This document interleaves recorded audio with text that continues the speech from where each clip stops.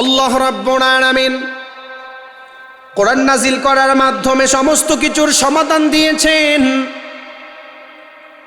নবীকে মহব্বত করতে হলে অবশ্যই কোরআন আর আইন সম্পর্কে আপনাকে জানতে হবে।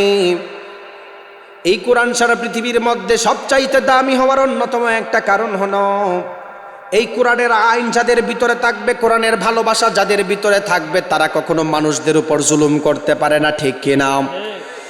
আম্মা জান আয়েশা রাদিয়াল্লাহু তাআলা আনহার কাছে সাহাবায়ে কেরাম প্রশ্ন করলো, আমার নবীর আদর্শ কোনটা?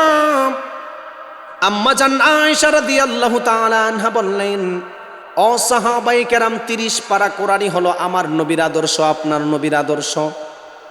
আপনি যদি কোনো মানুষের উপর জুলুম করেন, মনে রাখবেন আপনি কখনো আশিকে রাসূল বনতে পারবেন না। ঠিক কিনা? কারণ হলো আল্লাহর নবী কখনো কোনো মানুষদের উপর অন্যায়ভাবে জুলুম করেন নাই। আপনাদেরকে একটা হাদিস দিয়ে প্রমাণ দিয়ে আমার আলোচনা শেষ করে দিব।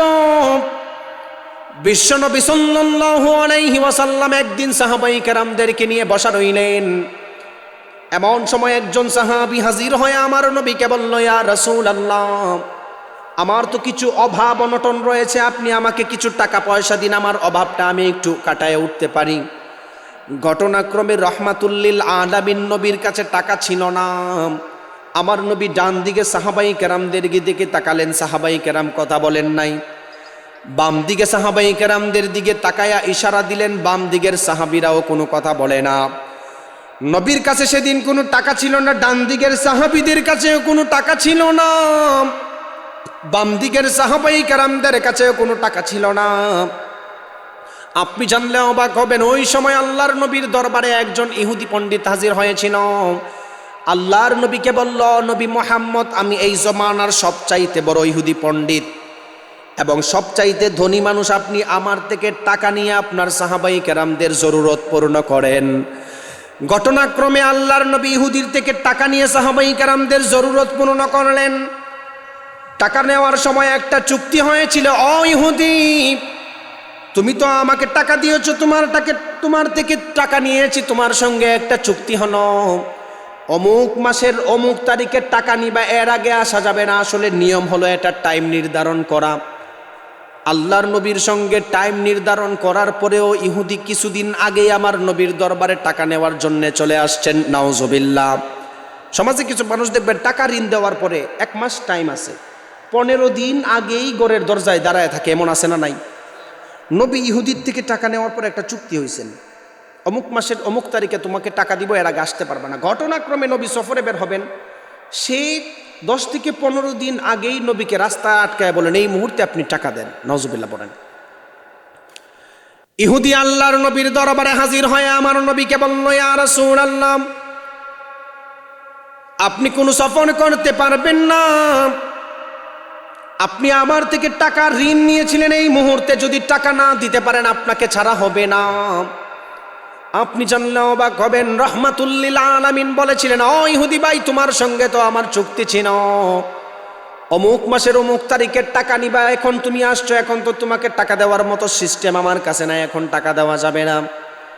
আমার নবীকে ওই ইহুদি জুহরের সময় আল্লাহর নবীকে ময়দানের মধ্যে আটকায়া বসায়া রাখলেন। আল্লাহর নবীকে শুধু বসালেন না, বরং কষ্ট দিলেন। ইহুদি আমার নবীর ঘাড়ের চাদরে ধরে এমন জুড়ে টান মারলেন, টান দেওয়ার কারণে আল্লাহর নবীর ঘাড়ের মধ্যে রক্তের দাগটা বসে গেল। কোন নবীর উম্মত আপনি? রহমাতুল্লিল আলামিন নবী কখনো মানুষদের উপর অহেতুক রাগ করতেন না। সাহাবায়ে কেরাম আমার নবীকে বলল, ইয়া রাসূলুল্লাহ, টাকা চাওয়ার পদ্ধতি এটা নয়, বরং ইহুদি আপনাকে বারবারে কষ্ট দিচ্ছেন, আপনি যদি বলেন তার সঙ্গে আমরা একটু ফয়সালা করে নেই। আল্লাহর নবী বললেন, ও সাহাবায়ে কেরাম, তার সঙ্গে কখনো খারাপ ব্যবহার করা যাবে না। জোহর থেকে আসর পর্যন্ত বসে রইল, আসর থেকে মাগরিব হয়ে গেল, ইহুদি আল্লাহর নবীকে ছাড়ে নাই। আপনি জানলে অবাক হবে, আসর থেকে মাগরিব থেকে এশার পর্যন্ত হয়ে গেল, আল্লাহর নবী জোহর থেকে এশার পর্যন্ত সেখানে বসে রইলেন, কোনো নড়াচড়া করলেন না, ইহুদির সঙ্গে কোনো খারাপ ব্যবহার করলেন না। ঘটনাক্রমে সেখানে তাহাজ্জুদের সময় হয়, আল্লাহর নবী সেখানে তাহাজ্জুদের নামাজ পড়লেন। সুবহানাল্লাহ।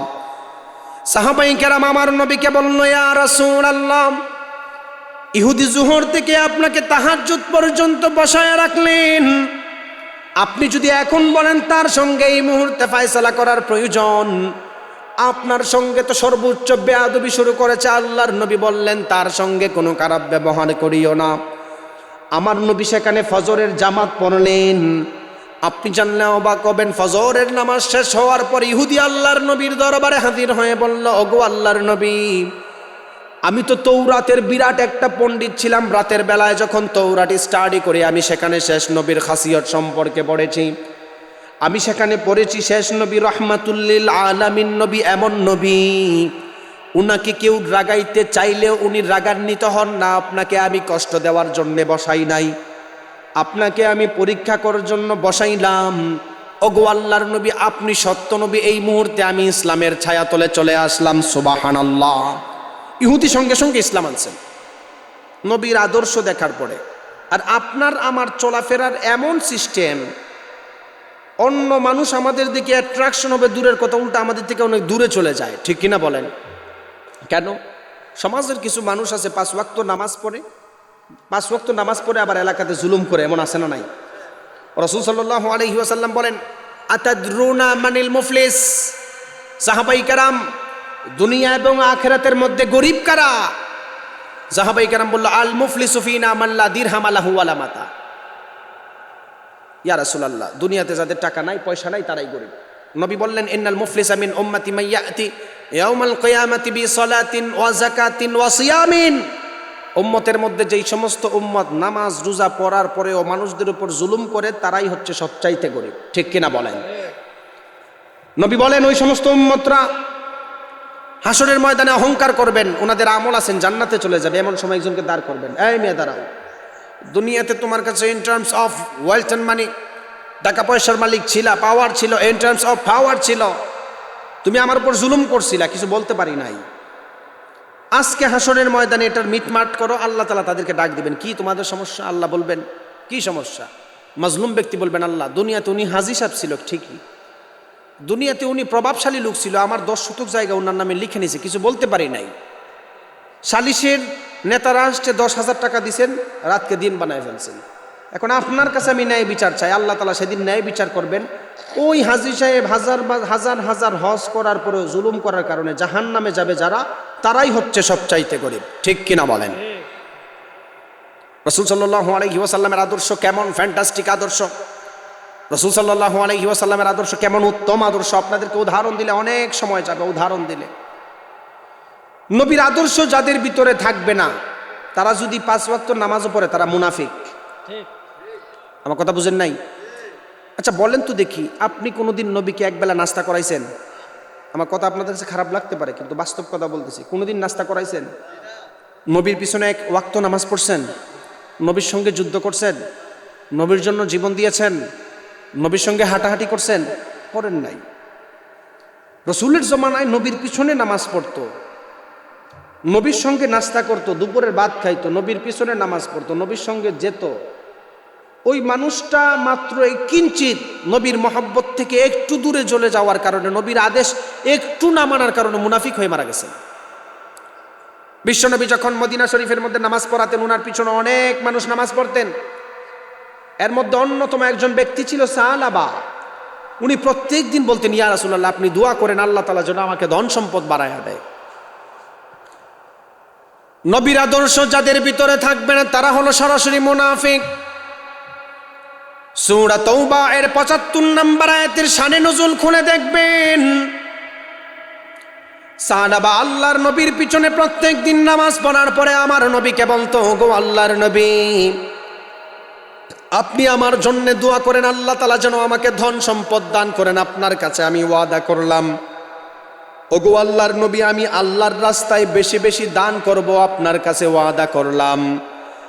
এমন সময় আমার নবী সাহাবাকে বলল, সাহাবা, দুনিয়ার মধ্যে আমি মানুষদেরকে ধন সম্পদ দেওয়ার জন্য আসি নাই।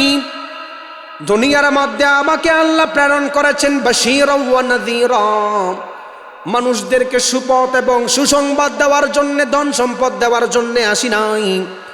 ও সাহাবা, আমি যদি ধন সম্পদের জন্য দোয়া করতাম মক্কা মদিনার সমস্ত পাহাড়গুলিকে, রব্বুল আলামিন আমার পিছনে স্বর্ণ এবং রূপা পরিণত করে আমার পিছনে ঘোরাতেন, ঠিক কিনা?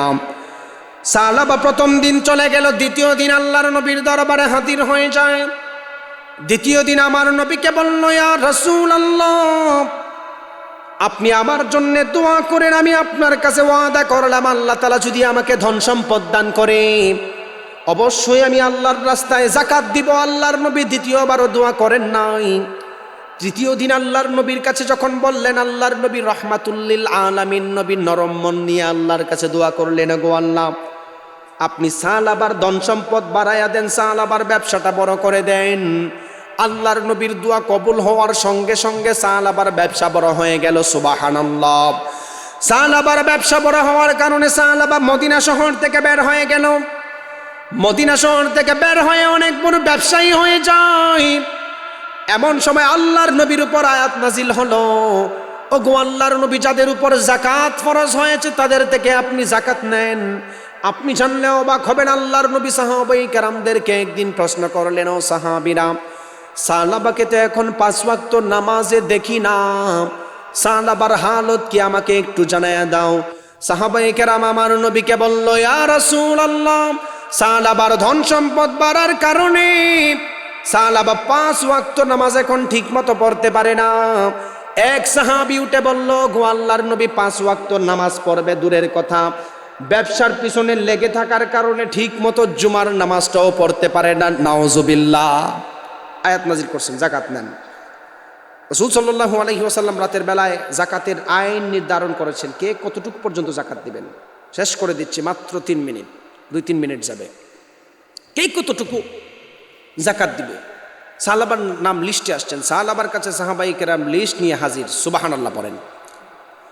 সাহাবায়ে কেরাম আমার নবীকে বলল, ওগো আল্লাহর নবী, সাহাবার কাছে যখন আপনার চিঠি নিয়ে হাজির হয়ে যায়, আপনার নিয়ম অনুযায়ী সাহাবা যাকাত দিতে চায় নাই। সাহাবা আমাদেরকে বলেছে, আমি এই জমানার মধ্যে কোনো কাফের মুশরিকরা জিজিয়া দিয়ে থাকতে পারবো না, তুমি চলে যাও, আমি আমার মন গড়া মতো আমার নিজস্ব আইন অনুযায়ী যাকাত দিব। নাউজুবিল্লাহ। যাদের উপর যাকাত ফরজ হওয়ার পরে 5 লাখ টাকা যাকাত ফরজ হয়েছে, 2 লাখ টাকা ব্যাংকে রাখেন আর 3 লাখ টাকা যাকাত দেন, তারা ভালো করে শোনেন। নিজের মন গড়া মতো যাকাত দেওয়ার কারণে নবীর সিস্টেম অনুযায়ী, আল্লাহর আইন অনুযায়ী যাকাত না দেওয়ার কারণে নবীর পিছনে নামাজ পড়তো ওই ব্যক্তিও মুনাফিক হয়ে মারা গেছে। নাউজুবিল্লাহ পড়েন। 10 লাখ টাকা যাকাত আসছে, 3 লাখ টাকা ব্যাংকে তুললেন, 7 লাখ দিলেন, কই থেকে আইন পাইলেন আপনি? সাহাবা এতটুকু বলছিল, যাও, আমি আমার মতো যাকাত দিব, যাও এখান থেকে। এই কথা যখন নবীর দরবারে বলছেন, নবী কষ্ট পাইছেন, সঙ্গে সঙ্গে আল্লাহ আয়াত নাজিল করছেন, নবী হে, এমন কিছু মানুষকে আপনি দেখবেন যারা ধন সম্পদ হওয়ার আগে ওয়াদা করবেন যাকাত দিবে, ধন সম্পদ হওয়ার পরে ভুলে যায়, আপনি তাদের যাকাত নিয়েন না। ঘটনাক্রমে সাহাবার আত্মীয় সেখানে একজন ছিল, রাতের বেলায় সেখানে চলে গেছেন, গিয়ে বলল, এই মুনাফিক, তোমার জন্য নবী দোয়া করার পরে তুমি যাকাত দিতে চাও নাই, নিজের মতো দিবা, তোমার বিরুদ্ধে আয়াত নাজিল হয়েছে, তাড়াতাড়ি যাও। পরের দিন সকালবেলা সাহাবা যাকাত নিয়ে আসছেন, নবী যাকাত রাখেন নাই। নবীর জমানা শেষ, আবু বক্করের জমানায় যাকাত দ্বিগুণ নিয়ে আসছেন, আবু বক্কর যাকাত রাখেন নাই। ওমর রাদিয়াল্লাহু তাআলা আনহুর জমানায় সাহাবা যাকাত 3 গুণ নিয়ে আসছেন, ওমর রাদিয়াল্লাহু তাআলা আনহু যাকাত নেন নাই। নবীর জমানায় তোমার যাকাত নেওয়া হয় নাই, আবু বক্করের যাকাত নেওয়া হয় নাই, উমরের জমানায় নেওয়া হবে না।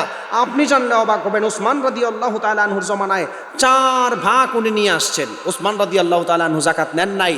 ঘটনাক্রমে সাহাবা যাকাত না দিয়ে উসমান রাদিয়াল্লাহু তাআলা আনহুর জমানায় মুনাফিক হয়ে মারা গেছে। নাউজুবিল্লাহ বলেন। এজন্য যাকাত দিবেন কিভাবে? যতটুকু আসছে ততটুকু দেওয়ার নিয়ম আছে। 5 লাখ টাকা যাকাত আসছে, আপনি যদি মনে করেন 1000 শাড়ি কিনে মানুষদেরকে মাইকিং করলেন, এটা যাকাত নিয়ে ভণ্ডামি, ঠিক কিনা বলেন? বাংলাদেশে অধিকাংশ ইতিহাস আছে যাকাতের শাড়ি আনতে গিয়ে মানুষে মারামারি করে, ঠিক কিনা? নিয়ম হচ্ছে, আপনার 5 লাখ টাকা যাকাত আসছে, আপনি 5 লাখ টাকা দিয়ে 5টা অটো কিনেন না, 5টা গরিব ছেলেকে দেন, তারা অন্তত স্টেবল হবে, ঠিক কিনা? নেক্সটে আর কোনোদিন সে যাকাতের টাকা খাইতে আসবে না। আপনার আমার ছোট মন মানসিকতা থাকার কারণেই আজকে মুসলিমের এক ঘরে বিল্ডিং, আরেক ঘরে সনের ঘর। বাংলাদেশে এত পরিমাণ মুসলিমদের কাছে টাকা আছে, তারা যদি ঠিক মতো যাকাত দিত ইসলামের আইন অনুযায়ী, আমি বিশ্বাস করি বাংলাদেশে মুসলিমরা অন্তত গরিব থাকতো না। জাকাত যদি ঠিকমতো দিত সবাই উপকার হতো। আল্লাহ তাআলা বুঝার তৌফিক দান করুন। অনেক রাত হয়েছে, ফজর নামাজ পড়ার দরকার। আমার অনেক বক্তব্য ছিল, আমি যদি আগে উঠতে পারতাম সুন্দর করে আরও অনেক কিছু বলতে পারতাম। অনেক কথা ছিল আপনাদের সাথে, যেহেতু প্রথম আসছি। আপনাদের এই মাহমুদাবাদ তালিমুল কোরআন হাফিজিয়া মাদ্রাসা ও এতিমখানার উদ্যোগে আজকের আয়োজিত তাফসিরুল কোরআন মাহফিল, আমাদের একটাই দাবি থাকবে। রাসূল বলেন, ইন্না লিল্লাহি আহলিনা মিনান নাস, দুনিয়াতে আল্লাহর পরিবার তারা যারা মাদ্রাসা এবং কোরআনের সঙ্গে থাকে। কোরআন কোন জায়গায় আছে? মাদ্রাসায় আছে। এজন্য আমরা সবাই মাদ্রাসার সঙ্গে থাকতে চাই কি চাই না? আরো জোরে বলেন। আল্লাহ তাআলা আমাদের সবাইকে বুঝার তৌফিক দান করুন। আমিন। ওয়া আখিরু দাওয়ানা আনিল হামদুলিল্লাহি রাব্বিল আলামিন। আসসালামু আলাইকুম।